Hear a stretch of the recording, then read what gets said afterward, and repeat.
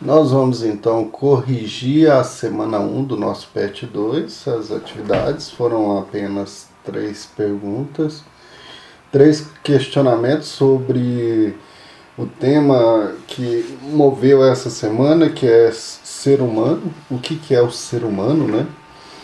Qual que é a nossa identidade como ser humano?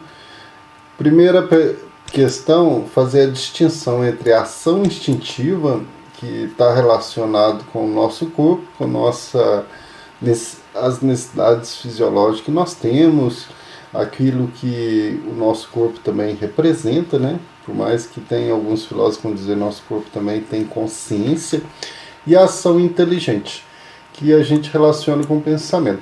Fazer a distinção não é basicamente separar, mas é ter essa identidade de cada um deles, né?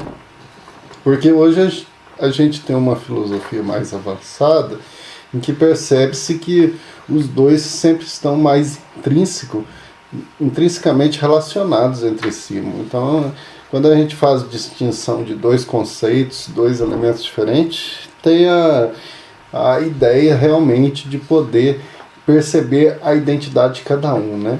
Igual na imagem aí nós podemos ver que a ação instintiva, ela possui os elementos caracterizados sempre por reflexos, instintos que nos relacionam muitas vezes com os animais, mas é próprio também de nós como ser vivo ter também o nosso instinto, né? É regida pelas leis biológicas, no instinto ao ignorar da finalidade da própria ação. Então a gente não quer refletir sobre ela.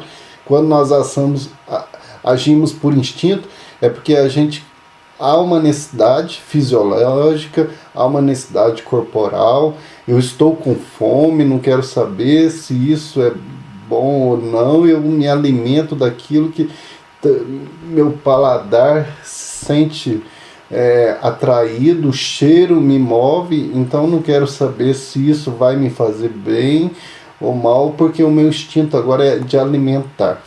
Então o importante é pelo momento sem refletir, considerar sempre a gente não considera as consequências de algo. Então não considera os símbolos e sempre adestrado a um objetivo.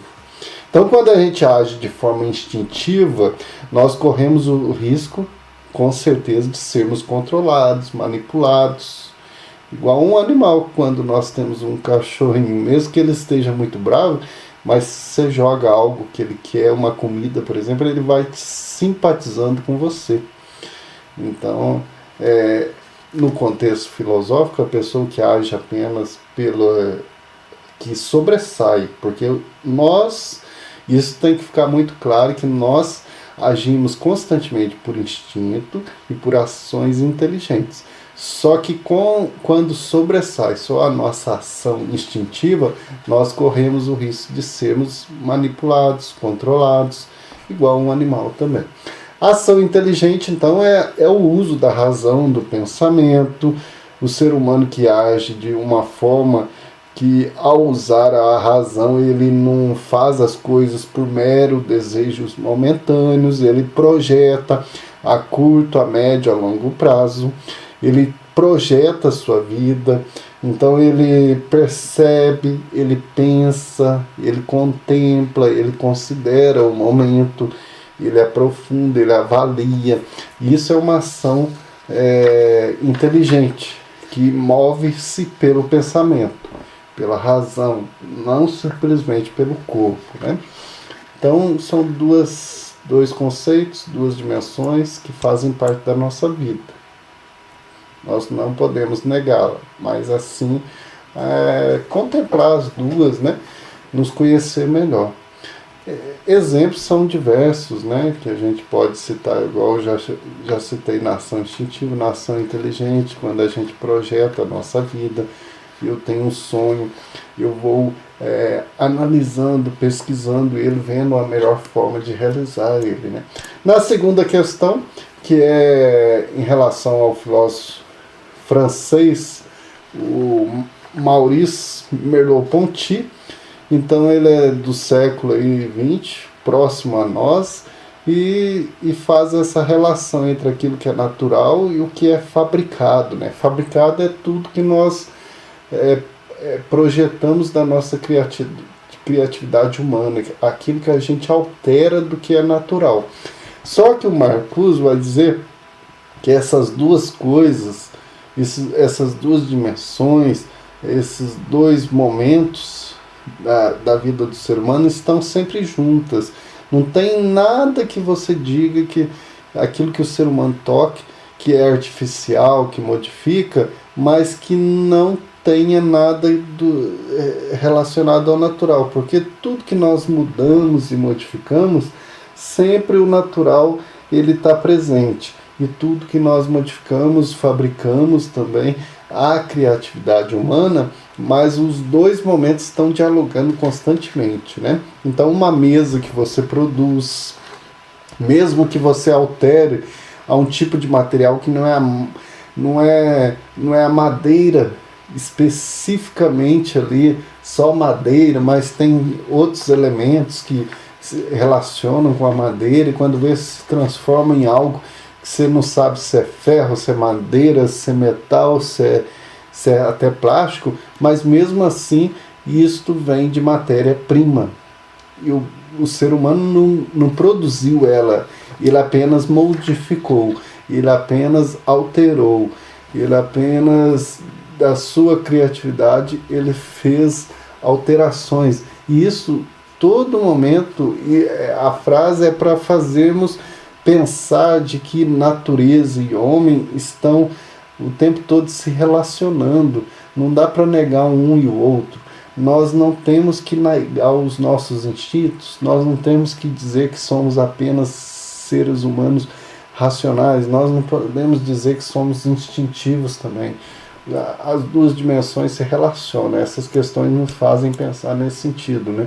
Aí vem a número 3 do Blaise Pascal, né, que é esse filósofo francês também, só que lá do século XVII, ele nessa frase em relação ao caniço, de que nós somos caniços pensantes, né, ao mesmo tempo que a gente tem essa fragilidade de sermos seres humanos, igual uma cana, mas ao mesmo tempo nós temos o elemento da razão do pensamento. Então ele cria esse paradoxo para nós aí, que relembra lá o Zenão de Eleia, né, do século V a.C., um filósofo pré-socrático que teve esse pensamento da ideia do paradoxo. O que é o paradoxo? Coisas contraditórias que se dialogam ou ao mesmo tempo que se negam, que criam essa dificuldade aí, mas que nos movimentam no pensamento, né? Por quê? Porque quando nós pensamos no ser humano, ele é frágil, sim. Ao mesmo tempo que ele é frágil, ele tem a grandeza da razão. Então o ser humano tem a sua grandeza e a sua miserabilidade, que é por falta de amor a si próprio, né?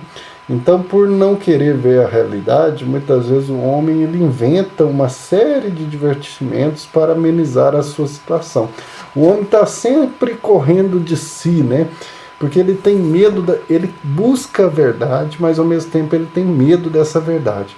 Então a verdade nua e crua é muito difícil, ele precisa criar momentos. Igual nós podemos citar vários exemplos aí, igual hoje, domingo. Estou gravando esse vídeo aqui no domingo. Amanhã, segunda-feira, aí começa a nossa realidade, né? Nua e crua. Chega na sexta, a gente quer criar momentos de divertimentos, de lazer, porque imagina se você ficasse de segunda a segunda sempre enfrentando trabalhos, problemas, a realidade em si. Não, o ser humano ele é diversão, ele é festa também, ele é trabalho, mas ele é lazer, é descontração, é descanso, ele tem um momento para cada coisa. Então essas dualidades de situações fazem com que realmente a gente seja humano, né? Então não podemos ser extremos a só trabalhar, a só divertir. Então corre o risco de pessoas que só trabalham perder essa dimensão do ser humano que tem outras realidades. E o ser humano que só diverte, tudo para ele é tudo mil maravilhas, né? Então ele perde também essas outras realidades. Então essas questões, se a gente parar para pensar, não somente respondê-las, né? Elas dizem muito para nós porque elas fazem essa relação realmente de que o ser humano ele é um ser amplo e ele precisa sempre estar dialogando com as suas várias experiências, suas várias dimensões de vida, né? Então a gente quer terminar esse vídeo dizendo que essa semana, semana 1 do PET 2, nos ajudou a pensar um pouco mais, até mesmo por esses filósofos, a pensar o que é o ser humano, né? Então até a próxima aula, até a nossa semana 2. Um abraço a todos.